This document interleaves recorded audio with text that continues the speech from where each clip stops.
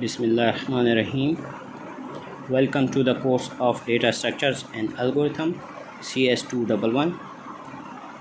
My name is Dr. Zishan Iqbal. I am Assistant Professor in Institute of Computing.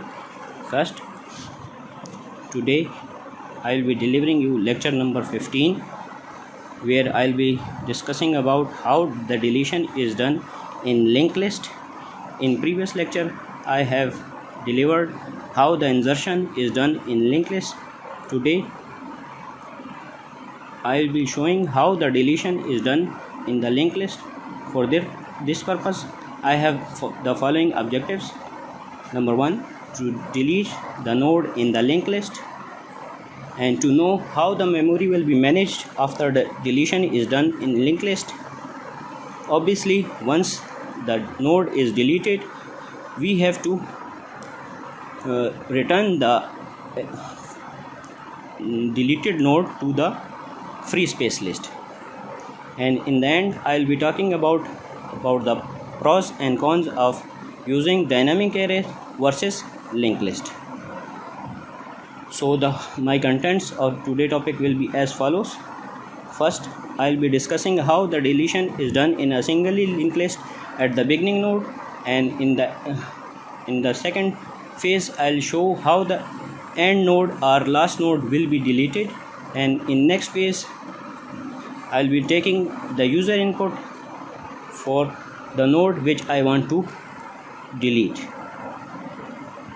So let's start our topic by discussing how the deletion is done in the linked list.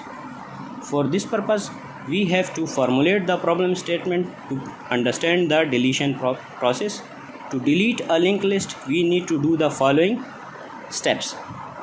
For a given value or a user input, we have to search the first occurrence of the key in the linked list, and in the next phase we have to find the previous node of the node to be deleted, and in the next change the next of the previous node.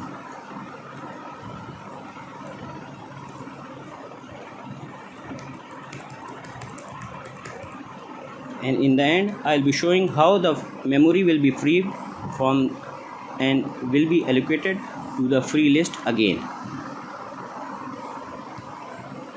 Now, deleting a node from a beginning of the list is the simplest operation of all. It just needs a few adjustments in the node pointer. Since the first node of the list is to be deleted, therefore we need to make the head point to the next node of the head. This will be done using the following procedure. For every deletion, we need to check the underflow process. That is, if the start is equal to null, then we cannot go further as there will be no node in the linked list. Once the condition is filled, we have to take the address of the second node and assign it to the start pointer. By doing this, the old link will be disabled and the starting node or the head pointer will be pointing towards the second node. As you can see in the figure, we have to take the address of second node from the first node and assign it to the head or start pointer. In this way, the old link will be deleted and new link will be established by head pointing towards the second node. Now consider this scenario with the help of one example. Suppose we have 4 nodes in a linked list A, B, C and D. First, we have to check the underflow by checking start is equal to null using step 1 and if condition. If it returns true, then this means that there is no node in the linked list, and if it returns false, then we have to just change the address of starting node with the address of second node. How we can get the address of second node? It is with the link portion of the first node. For this purpose, we have to take the address of first node link portion and assign to starting pointer as we can see in the figure. By doing this, the link will be disabled and the start node will be pointing towards the next node. as you can see here in this picture. Using the second case scenario, there are two scenarios in which I want to discuss. A node which when we want to delete the node which is the last node. In the first step, there is no node in the consider a scenario when there is no only a single node in the linked list. Then the statement link of start is equal to null will return the true value, and we have to just assign the second null pointer to the first node link portion. In this way the first node will be deleted, and in the second case there are more than one node in the linked list.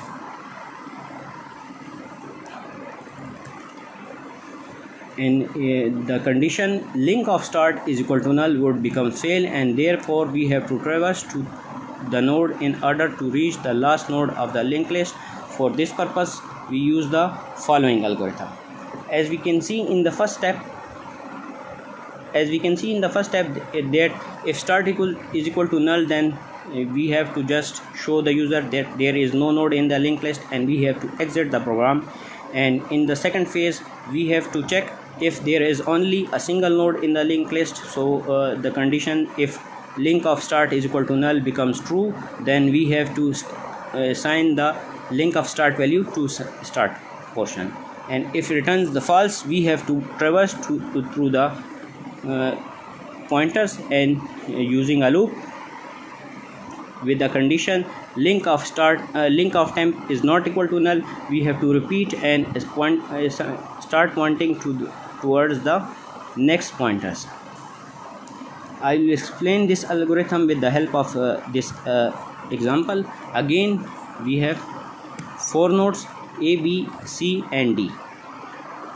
Now as we can see that D is the last node of the linked list and C is the second last node of the linked list. So we have to make changes in the C node by assigning the address value of 400 to with a null value.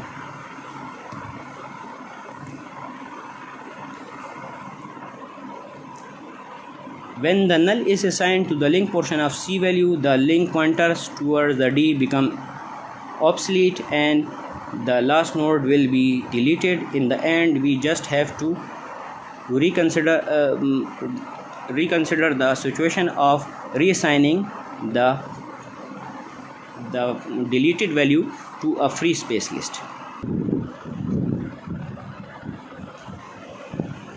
In the case 3, in order to delete the node on user request, suppose we want to delete the node number 2, we need to track the addresses of 2 nodes, that is the one which is to be deleted and its previous node.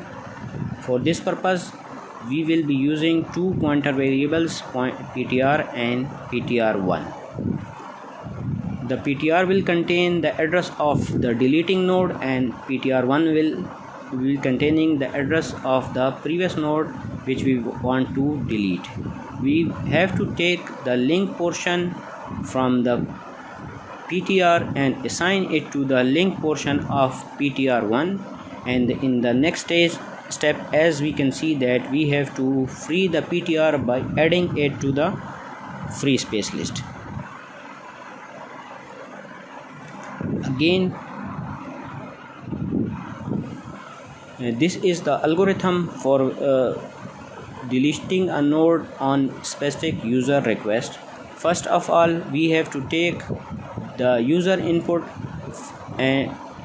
for which the user want to delete, and in the next step we have to apply the loop to traverse to the previous node of the node which we want to delete and assign it to the log p pointer. And in the third step we have to take the address of the next address, that is the deleted node, from the previous node and assign it to the LOC pointer. Now we can see that we have 2 pointer LOC and LOCP. loc is the location which we want to delete and loc p is the location of the previous node. In the fourth step, assign the link value of loc to the link value of loc p, so loc p will be pointing to the next node of location. By doing this, the loc value will be ignored and we have to assign the address of location to free space list. Now this algorithm will be explained using some example. Again, we have 4 nodes A, B, C and D. Once we get the desired location of the linked list to be deleted, we have to traverse to the list using loop and temporary variable. Suppose the user has entered location number 3 to delete. We need to move using loop to the desired location -1. Here we can see that location number 2 will be the previous node, that is the B node, and location number 3 will be the user location which we want to delete. So we have to pick the value of 400 and assign it to the 300 place. So by doing this, the 400 will be replaced in the link portion of B node and the previous link will be disabled. After these adjustments, we can free this memory space occupied by the node number 3 to the free space list. As we can see in the figure, the node B will be start pointing towards the node D and node C will be ignored, and after some adjustment we have to free the location or C node to the free space list again, so in future that free space can be used by other variables. In the end, what we have learned from these cases is that we have to find the node which we want to delete. We need some kind of reference to the node proceeding or some way to backtrack to that node. Again, to complete the function, consider the following things in mind. Determine when we hit the end of list, and to determine when we have found the right node. After the deletion, deallocate the corrected node and return what the link in the previous link should point to. In addition,